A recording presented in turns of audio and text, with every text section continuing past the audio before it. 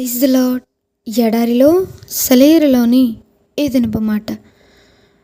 కొందరు అవిశ్వాసులైననేమి, వారు అవిశ్వాసులైనందున దేవుడు నమ్మదగినవాడు కాకపోవునా? ఆమేన్. రోమీయులకు రాసిన పత్రిక 3వ అధ్యాయము 3వ వచనం.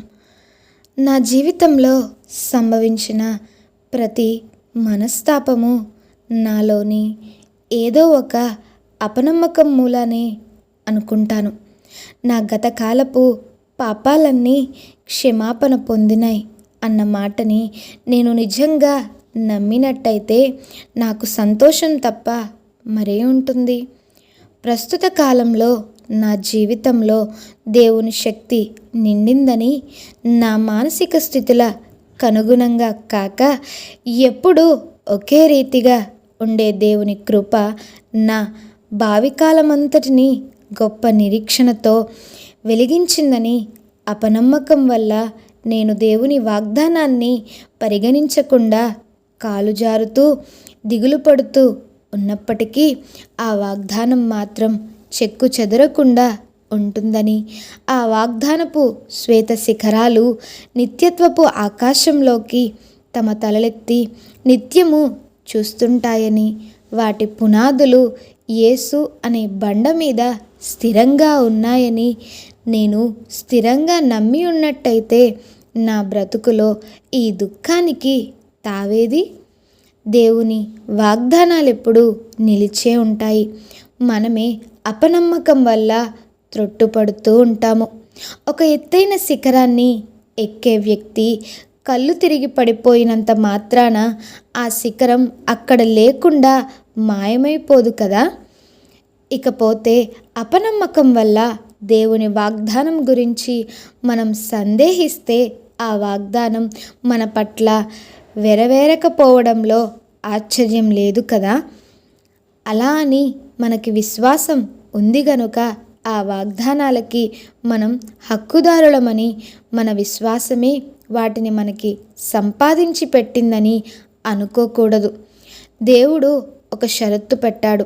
వాగ్దానాలు మన పట్ల నిజం కావాలంటే ముందు మనం నమ్మాలి.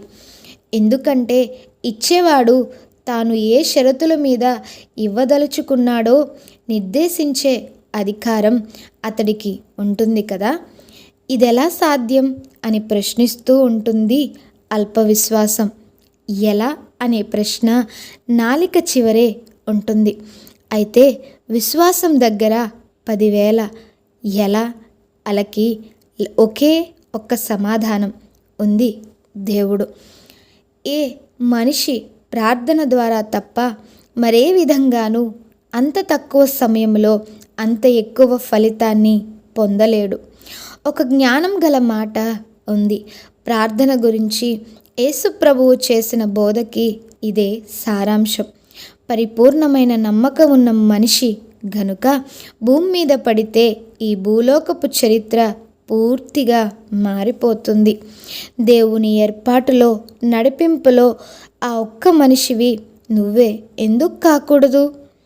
విశ్వాసం లేని ప్రార్థన అనుదినం మనం మొక్కుబడిగా ఆచరించే చప్పిడి వ్యవహారం అయిపోతుంది, వేషధారణగా మారిపోతుంది.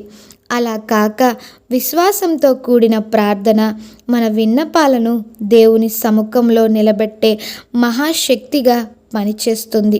నీ వ్యక్తిత్వం అంతా నీ ప్రార్థనలో లీనమై దాని ప్రయోజనం గురించి నీలో దృఢనమ్మకం కుదిరేదాకా అసలు ప్రార్థించకపోవడమే మేలు. నిజమైన ప్రార్థన నీలో ఊపిరి పోసుకున్నప్పుడు భూమి ఆకాశాలు, భూత భవిష్యత్ కాలాలు ఆమెన్ అని పలుకుతాయి. యేసు ప్రభువు ఇలాంటి ప్రార్థనలే చేసేవాడు.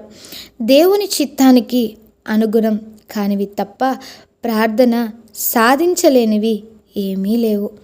ఈ కొద్ది మాటలు దేవుడు మీ నా వినికిల్లో దీవించునుగాక. ఆమెన్. దేవుడు మిమ్మల్ని దీవించి ఆశీర్వదించునుగాక.